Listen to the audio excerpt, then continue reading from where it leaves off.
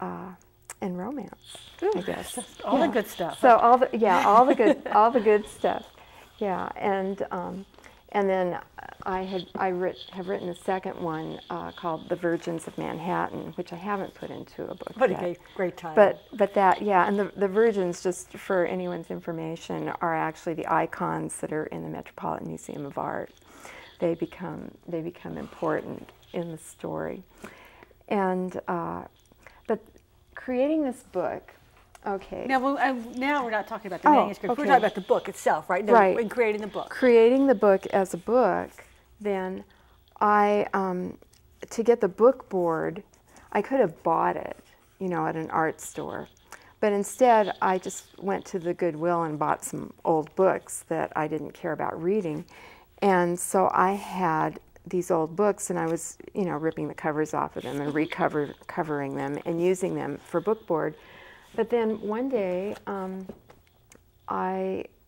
my then husband and I, we were living in Minnesota, and we went up to Lake Superior on a beautiful fall day. When we got home that night, I just got this idea to actually try taking one of these books and just opening the spread and working out a poem on the text, and then obliterating whatever didn't fit into the poem. So you can see. Wow, let's see if we can get a close-up on this. Yeah, so you can see, I worked it out. For instance, this was an early one that I did, and I worked out a text, and then I covered over everything that wasn't in it. So this text was in the original book? Well, it was, but this is not at all the sense of the original book. I used the words, but this is all the original book and in its order. And this really is something, when an artist creates a piece of art, you have to commit. It's like anything in life. If you actually do something, if you get married, you commit to one person, not, 50. And if you take a job, then you're not doing a bunch of other jobs. Well, in art, if you're going to make this piece of art, or if you're going to create this poem, then you're not writing all those other things. Right. And so there's always the limitations. So I just committed to the limitation of a page. Now, sometimes I look at different pages and see, and I learned that I needed to get toward the center of the book, so if I was going to hang it so it would hang straight.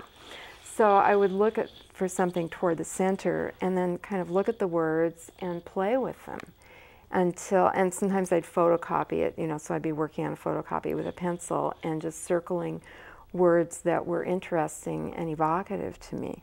This one is kind of funny because was a hairstylist manual from probably the 1950s. That's what the book was? The book was that originally, yeah. Something that was, totally irrelevant to anyone now, except maybe for a historical interest. But, and so it had the word hair in it a lot, and so I turned it into modern air. And it was a question and answer format, so I created, I worked with it, the question, what is air? And the answer, air is the new style in human needs. Question, how is air different? Answer, it is perennially popular. There is no well-defined air. So I was kind of being, a little bit silly with it. And then question, what is the purpose of it? And the answer, so we will not die. And so anyway, so this is one where I just kind of had fun with the book. And then I embellished it.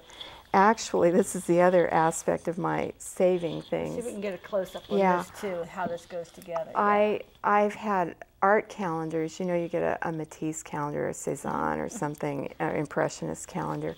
I could never throw those away because the pictures were too pretty. Right, and so I had all these calendars, so I started cutting them up and getting some of my images, and these little strips all came from old art calendars. So that's what all these are then? That's what all of this is. And then I combined it with some mulberry paper and finished the edges like that. I don't always finish the edges, but I did on these. And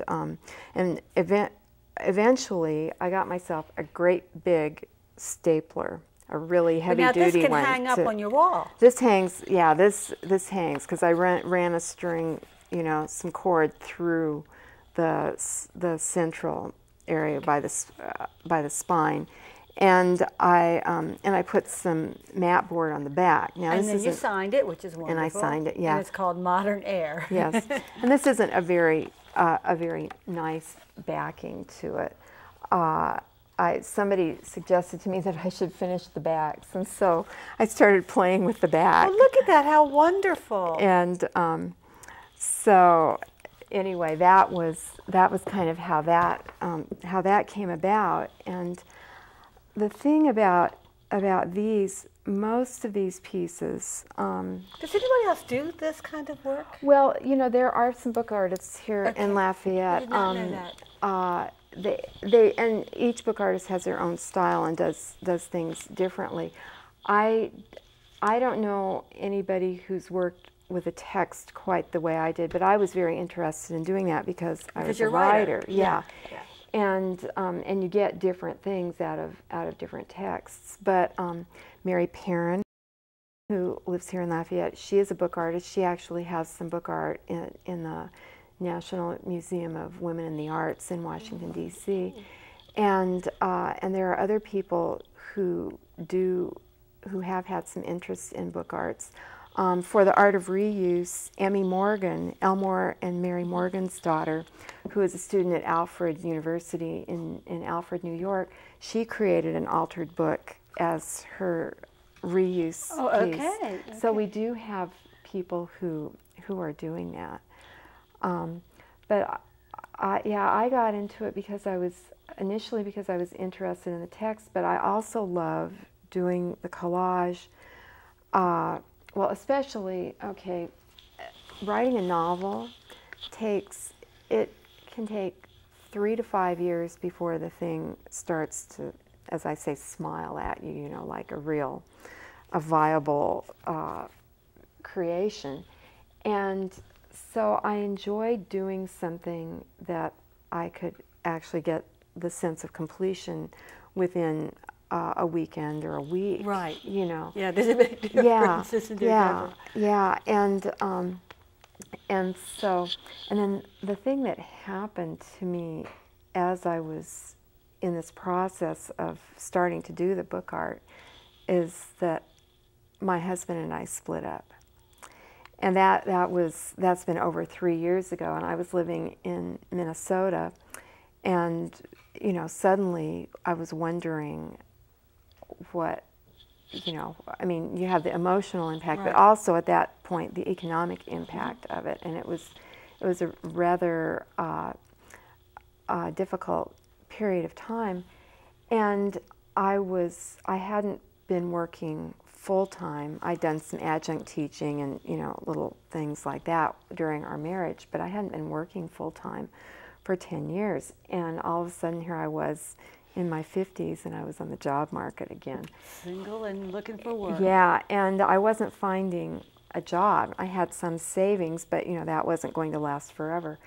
And I was frustrated about the job search because it just seemed like I was spinning my wheels and that. And finally, I decided that I would just approach the book art like work. And so every day I sat down, and there was a certain amount of trust in this that somehow, I didn't know how, but that things would work out for me. So every day I sat down at my table in my living room, living in uptown Minneapolis at the time, and I worked on, you know, on these different pieces. I know I made that one during that period, I think, and I just worked.